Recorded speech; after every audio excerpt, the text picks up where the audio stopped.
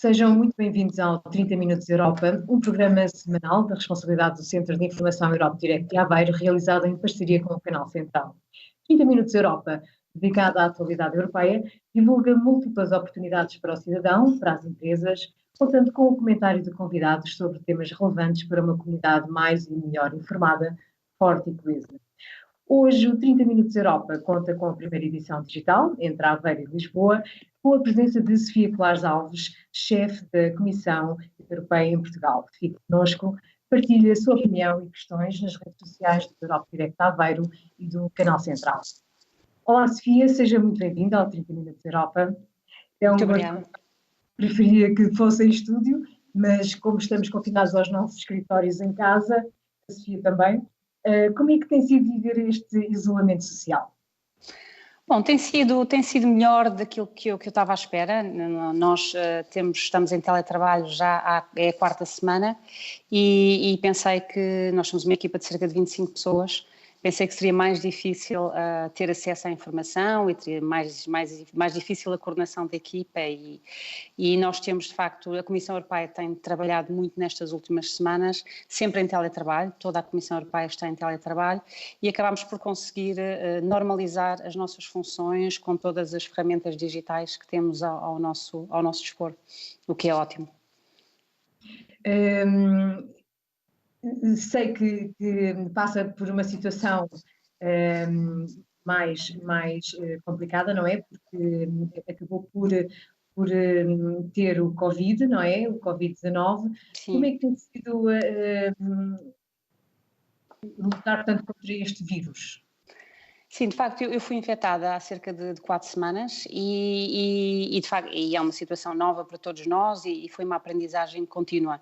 Eu tive a sorte de o vírus ser um vírus bonzinho comigo, foi uma gripe que durou uns cerca de 3 dias, mas a grande preocupação foi todo o contágio à minha volta e sobretudo a minha equipa, que eram as pessoas com quem eu tinha mais estado e a minha família, obviamente, com quem tinha mais estado nos dias no dia em que comecei a desenvolver sintomas, mas a situação foi, com algumas peripécias, foi tomada aqui pelos serviços de saúde, acabei por ir ao hospital, estive lá durante mais de 24 horas, até que fui testada mas como estava com boas condições de saúde e os meus pulmões estavam ótimos, mandaram para casa e que foi a melhor coisa de facto que podiam ter feito, porque assim eu pude convalescer rapidamente em casa e pude continuar a trabalhar e continuar em comunicação com as pessoas para podermos continuar a dar respostas aos portugueses sobre o que a União Europeia anda a fazer nestes tempos de pandemia.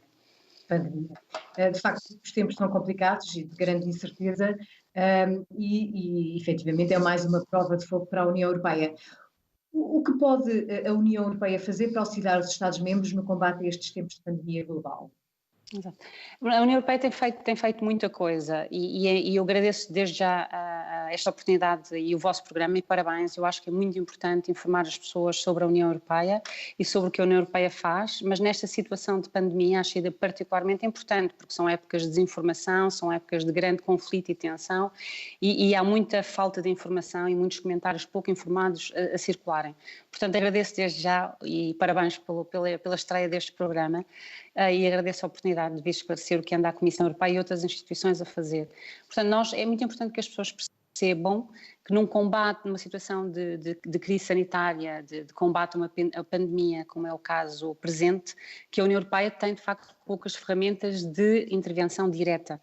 São os Estados-membros que estão em primeira linha, são eles que têm que dar resposta à crise de saúde e à crise sanitária, são eles que têm que dar resposta também à crise económica que necessariamente aí virá e ainda não sabemos exatamente com que gravidade, mas já sabemos que vai ser muito grave e muito diferente daquela que vivemos em 2008, 2012. Portanto, é exatamente nestes dois, a União Europeia não tem competências diretas, a União Europeia não pode decidir as medidas, por exemplo, do Sistema Nacional de Saúde português, não pode colocar as pessoas em casa ou decretar estados de emergência. É importante que as pessoas percebam que a União Europeia é uma união de Estados soberanos e independentes e que nesta partilha partilha de competências entre Estados-membros e União Europeia, decidiu-se que a saúde, decidiu-se que mesmo o apoio económico, a coordenação económica às empresas e ao emprego, são matérias dos Estados-membros e, portanto, é cada país que tem que decidir essas medidas. Mas o que é que nós fizemos? Nós vimos no início uma certa cacofonia de medidas, o que é, de certa forma, normal numa situação de crise que está a atingir os países da União Europeia de forma diferente. Nós vemos que a situação em Itália e Espanha, a situação de saúde sanitária tem sido muito mais grave que noutros países têm respondido, e os países deram respostas diferentes no início. Alguns fecharam fronteiras, outros proibiram, por exemplo, a exportação de material de proteção para a União Europeia, tudo medidas que levaram a que a Comissão tivesse que assumir um papel de coordenação, muito importante. De coordenação nas medidas de proteção da saúde e de combate à crise sanitária, e aquilo que fizemos foi, por exemplo, adotar ainda a semana passada um mecanismo de emergência que permite, com 3 mil milhões de euros, que vai permitir aos Estados reforçar os sistemas nacionais de saúde, inclusive o português, de modo a que se compre mais material de proteção, que todos os profissionais de saúde, que todas as pessoas tenham materiais de proteção, de modo também a financiar o transporte de doentes entre hospitais, a construção de hospitais de campanha. Portanto, foi criado esse fundo de emergência que vai apoiar os Estados-membros nessa tarefa. Eu vou falar só das medidas mais importantes, porque a lista é muito longa e acho que aquilo que é mais importante para as pessoas é perceberem o que é que a União Europeia, como é que a União Europeia está a apoiar os Estados-membros em matéria de reforço dos sistemas nacionais de saúde e por isso apoiar as pessoas e evitar o contágio e quando são contagiadas a ser tratadas da melhor maneira e depois a parte da economia das empresas que obviamente preocupa muita gente neste momento. Aquilo que era importante era injetar liquidez, no fundo fazer com que a economia continue a funcionar, apesar de estar paralisada. Muitos dos setores estão paralisados, continuar a funcionar de forma mais ou menos normal durante estes primeiros meses de resposta à pandemia e para isso era importante injetar liquidez, ou seja, dar dinheiro às empresas, dar dinheiro às pessoas para que as empresas permitam, por exemplo, aos trabalhadores, permitem adotar o layoff, os trabalhadores irem para casa, mas receber um rendimento mínimo para assegurar, obviamente, o mínimo de condições de vida. E este apoio às empresas e ao trabalho e também aos trabalhadores independentes foi feito de várias maneiras. Ou seja, neste momento nós é preciso perceber também que nós não temos muito dinheiro disponível no orçamento comunitário. O orçamento comunitário está no último ano de execução, é um orçamento plurianual de 7 anos e ainda não temos um orçamento acordado entre todos os países para o próximo ciclo. Portanto, nós fomos buscar todo o dinheiro que tínhamos em todos os fundos que tínhamos e disponibilizamos, são cerca de 60 mil milhões de euros que disponibilizámos imediatamente aos Estados-membros e os Estados-membros podem utilizar os fundos, daqueles fundos que as pessoas que aqui em Portugal conhecem bem, o FEDER, o Fundo Social Europeu, o Fundo de Coesão. Os Estados-membros podem utilizar o dinheiro que têm nos seus envelopes nacionais da maneira como querem, transferi-los de umas regiões para as outras, de projetos que estavam aprovados, mas que ainda não foram executados para outros projetos. Portanto, utilizar este dinheiro que estava disponível através dos fundos estruturais da melhor maneira para apoiarem a saúde e apoiarem as empresas e o trabalho. E, além desta medida, foi feita uma proposta a semana passada, que é uma proposta importante, que foi discutida na terça-feira no Eurogrupo, que é a criação de um fundo de apoio ao emprego.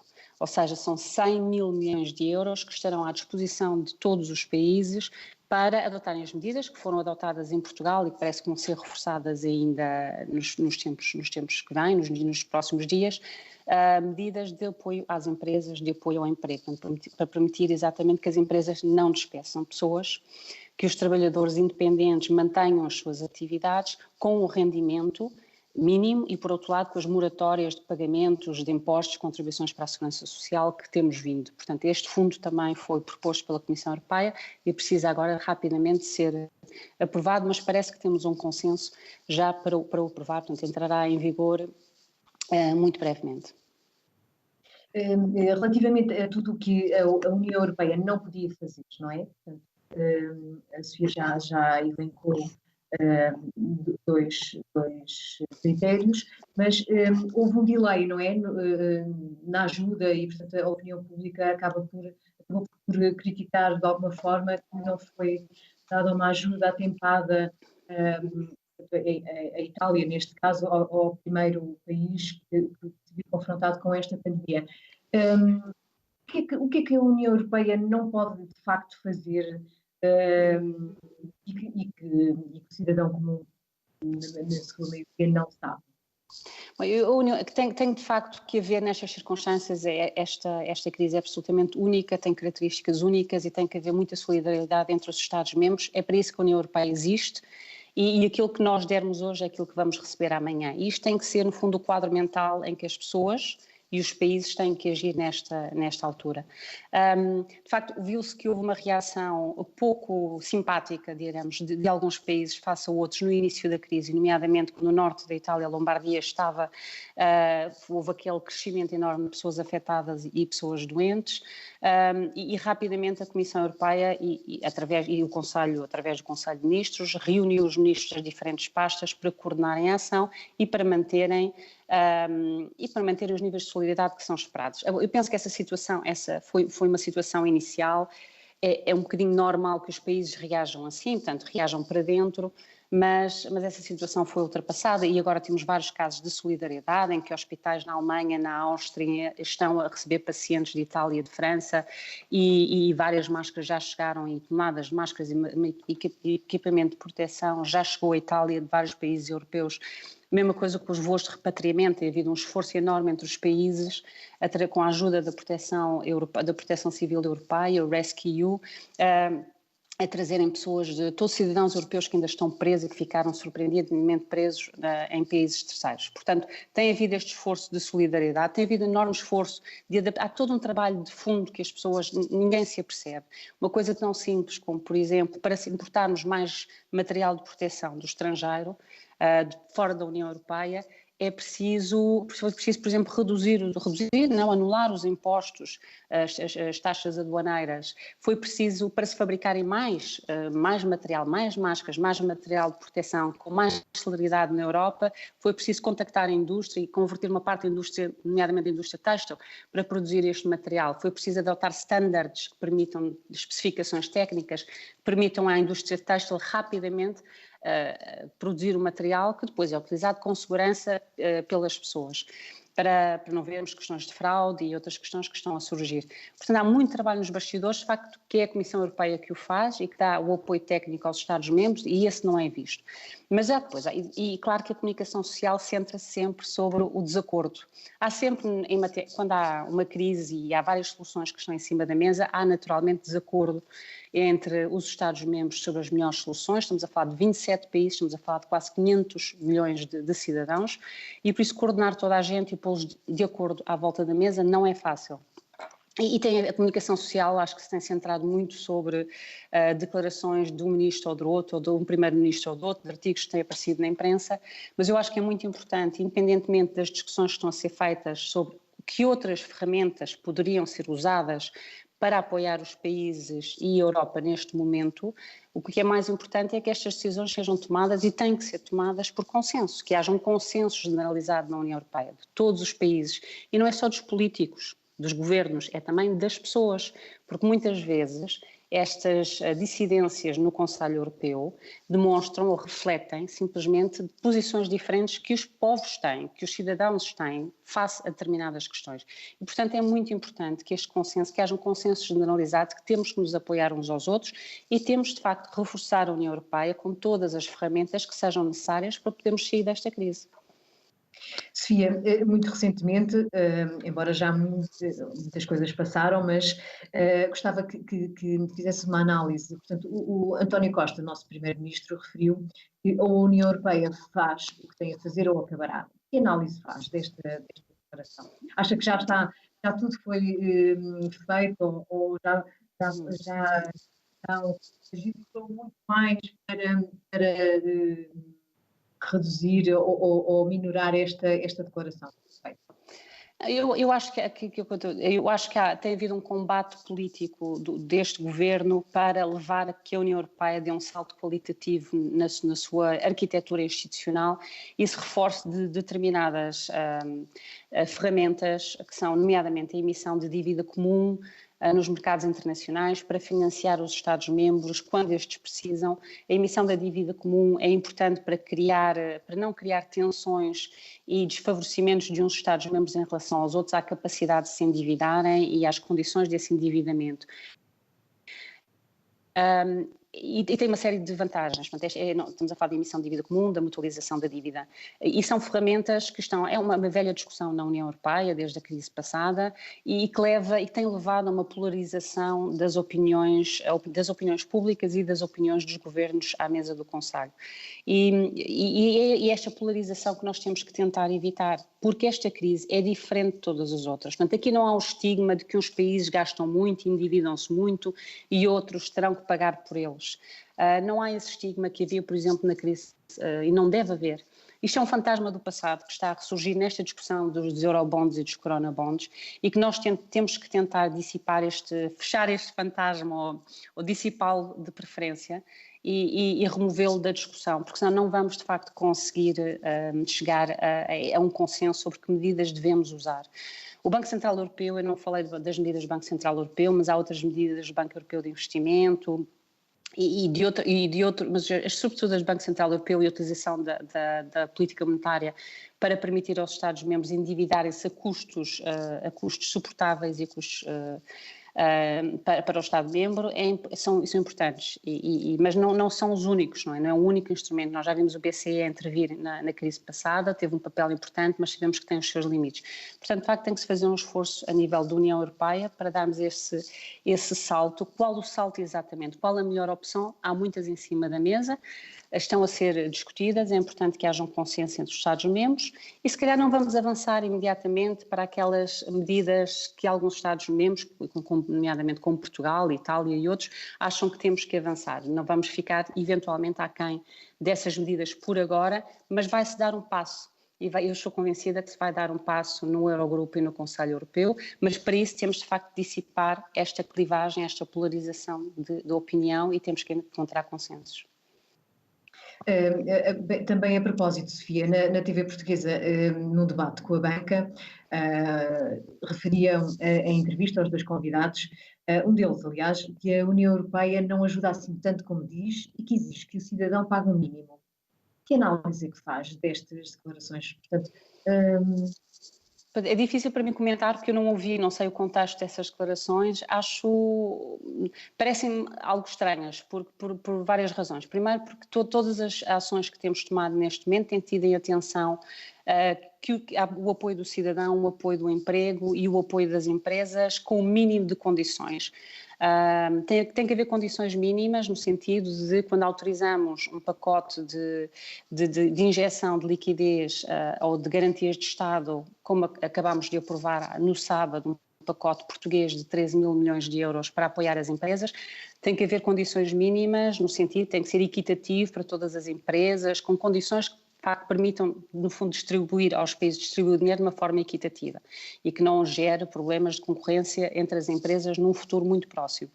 Mas todas no fundo, o financiamento que é feito através dos bancos e é garantido pelo orçamento da União Europeia, é a única condição que eu tenho conhecimento é que este financiamento seja dedicado todo à economia real, portanto não seja para recapitalizar ou para ajudar os bancos, mas tem que passar para as empresas. E a outra condição é que tem que passar para as empresas a mesma condição favorável que os bancos, que este financiamento é prestado aos bancos, com as mesmas taxas de juros, com as mesmas condições favoráveis. Portanto, a ideia é que esse dinheiro... que a banca não vai lucrar com esta situação. Não, essa é a única condição, é que a banca não lucre com estas operações são para financiar a economia real, são para financiar as empresas. Portanto, a meu conhecimento, são essas as condições que estão a ser impostas aos bancos. Estão a circular cada vez mais notícias falsas sobre a pandemia, a Covid-19. O que é que a Comissão Europeia está a fazer para combater as fake news em geral e, neste caso, específica desinformação? É verdade, estamos como todas as épocas de crise, sobretudo em que as pessoas estão mais do que nunca ligadas às redes sociais e a receber informação pelas redes sociais, estamos a verificar que há narrativas completamente, teorias de conspiração, de que tudo isto é simplesmente para nos manter em casa e para para apoiar os movimentos pró-vacinas. Há imensas narrativas de conspiração e desde coisas mais pequeninas, que o Covid se cura com alho e com outras mesinhas, até coisas mais graves. Mas o que é importante, o que eu acho e o apelo que eu gostaria de fazer, nós estamos a fazer várias coisas. É importante que as pessoas, antes de partilharem uma informação, e sobretudo informações que têm a ver com cuidados de saúde, têm a ver com cuidados sanitários nesta altura, que verifiquem a sua origem e se de facto aquilo que estão a partilhar parece-lhes correto ou não, parece-lhes que seja informação de uma origem fiável ou não. Portanto, hesitarem antes de estarem a partilhar todo e qualquer conselho, toda e qualquer narrativa de conspiração nas redes sociais. Nós estamos a trabalhar quer com as plataformas das redes sociais para identificar narrativas e informação falsa e para eles poderem apagar. Isto é um trabalho que é feito muitas vezes com a imprensa, com consórcios de jornalistas chamados verificadores de factos, com investigadores universitários, no fundo, que analisam as narrativas que estão a correr nas redes sociais e identificam-nas para que as redes sociais as possam retirar, as possam apagar ou possam alertar os seus utilizadores. Nós temos um site dedicado ao coronavírus, à resposta do coronavírus no nosso site Europa da Comissão Europeia, está disponibilizado em português e aí tem um canto sobre desinformação em que poderão ver quais são as notícias ou as narrativas que estão a correr e as notícias que estão a correr sobre e que não são verdade, não é? E isso é uma ferramenta que nós podemos utilizar. Nós também temos nós temos um centro de investigação europeu com cientistas em várias localidades na União Europeia e esse centro todos os dias eles analisam também essas narrativas das redes sociais e todos os dias enviam alertas quer aos verificadores de factos, quer às redes sociais, quer aos próprios Estados-membros de notícias que são desinformação. E para países em que há uma desinformação acrescida e que esta desinformação é utilizada nomeadamente contra a União Europeia ou contra os governos ou contra a Europa, países tendencialmente localizados a leste da União Europeia que estão muito sujeitos à contra-informação que vem da Rússia e feita de forma muito profissional, então aí temos task forces, temos grupos dedicados a combater só a desinformação nestes países, porque são de facto situações muito agudas. Sofia, em relação ao investimento para a descoberta de uma vacina, que trabalho é que tem sido feito pela União Europeia? Bom, nós temos apoiado, nós apoiamos uma empresa alemã que está a trabalhar numa vacina para a Covid-19 e como apoiamos outros projetos, numa primeira leva 140 milhões de projetos, todos eles de desenvolvimento de tecnologias, de ferramentas que são úteis no combate à pandemia. Isto foi a primeira leva ao abrigo do Horizonte 2020, que é o programa que financia projetos de inovação e de ciência e foi agora lançado há muito pouco tempo, nos últimos dias, outro concurso aos quais os investigadores, centros de investigação, médicos se podem candidatar. Então, nós estamos a apoiar esses esforços, estamos a apoiar também com o próprio desenvolvimento que fazemos pelos nossos cientistas da União Europeia. Por exemplo, ainda agora foi disponibilizado a todos os países, a todos os centros médicos e de investigação, material para testar os testes da Covid-19. Nós temos ouvido muito falar que nem todos os testes são fiáveis e então há a possibilidade de testar os testes. E essa possibilidade, essa ferramenta foi criada, foi inventada pelos cientistas da União Europeia que a disponibilizaram gratuitamente para todos os Estados-membros. Portanto, é aqui que temos trabalhado. A parte do desenvolvimento da ciência, a partilha de informação entre a ciência e os decisores políticos é extremamente importante. Sempre foi, mas sobretudo tem que estar muito bem coordenada e muito bem articulada nestes tempos. O mundo está de quarentena, não é? A emitir muito menos de 1 milhão de toneladas de CO2 por dia. Há especialistas que acreditam que, embora trágica, esta pandemia pode ter consequências para o ambiente positivas, a poluição, o aquecimento global. Por outro lado, outros dizem que o esforço para potenciar a economia vai intoxicar o ambiente ainda mais pelo esforço que vai obrigar. Que implicações para o nosso cotidiano de cidadãs e cidadãos europeus esta mudança brusca nas relações pessoais e mundiais? Bom, eu acho que esta, por um lado, há as duas coisas. Acho que a narrativa de que se a economia parar, assim é que protegemos o nosso ambiente, está errada, porque levado ao extremo, se todos morrêssemos também o planeta ficaria melhor, e isso não pode ser assim, obviamente, Portanto, aquilo que nós temos que fazer é arranjar um equilíbrio entre ter uma atividade económica sustentável para o ambiente. E é essa a lógica do Pacto Ecológico Europeu que nós adotámos em dezembro, com toda uma estratégia de crescimento económico, e não é de paragem nem de decrescimento, é de crescimento económico para toda a União Europeia, com uma forte redução das emissões de gases com efeito de estufa, mas que permita uma série de oportunidades para a economia e permita às pessoas continuarem a viver bem. Portanto, temos que encontrar este equilíbrio. Eu acho que aquilo que agora, esta crise também nos fez parar, nos fez refletir sobre o ritmo aceleradíssimo de vida, de transporte, de movimento que temos. E fez muitas organizações passar a teletrabalho, como a minha, como a vossa e com certeza como as muitas dos senhores telespectadores. E permitiu-nos perceber que de facto pode haver uma outra maneira de nós organizarmos o nosso trabalho e com menos impacto por exemplo, para o ambiente. Agora, todos os programas, todas as reuniões se fazem por videoconferência, porque isto não pode completamente substituir o contacto social, o contacto de trabalho, mas poderá ser um caminho a tomar. Eu, por exemplo, acho que o teletrabalho era extremamente menosprezado em muitas organizações. Eu falo da própria Comissão Europeia, acho que havia um certo estigma relativamente ao teletrabalho, também não tínhamos as ferramentas todas que nos permitiam facilmente. Se não o fazemos, temos menos hábito em manusear essas ferramentas, portanto é mais difícil. Agora, o que isto nos permitiu, afinal, o teletrabalho permite-nos fazer uma série de coisas que fazíamos em viagem, ou permite-nos poupar uma série de deslocações, e temos que fazer essa reflexão, enquanto não só pessoas, mas as próprias organizações, as próprias sociedades, como é que podemos continuar a funcionar e ter uma economia sustentável, mas mais sustentável, e com eventualmente menos viagens e menos emissão de CO2.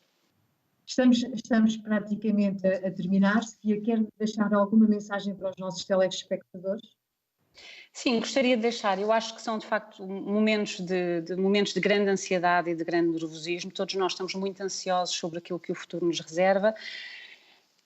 Aquela mensagem que gostaria de dizer é que temos que ter todos muita calma, temos que esperar pelo melhor, a Europa vai continuar, Portugal vai ultrapassar esta crise, a Europa vai ultrapassar esta crise e todos nós veremos tempos melhores. Durante a crise é muito importante ter uma atitude cívica, o ficar em casa, o evitar contactos que são desnecessários nesta primeira fase e sobretudo, mas de continuar a ter confiança nas instituições, nos nossos cientistas, nos nossos governantes, que vão encontrar uma solução para sairmos da crise e evitar as polarizações de opiniões que são tão nefastas e que não vão levar a nada. De facto, todos juntos, união tem que ser o mote para ultrapassarmos esta crise. Sofia Colares Alves, chefe da Comissão Europeia em Portugal, uma vez mais agradeço a sua participação no 30 Minutos Europa. Fique bem e até breve. Assim que nos acompanha, esperamos que este programa tenha sido esclarecedor. Deixe a sua opinião e questões. Combata as fake news, utilize fontes fidedignas. Fique em casa, vai ficar tudo bem. Acompanhe Europa Direct Aveiro e Canal Central. Até à próxima. Obrigada.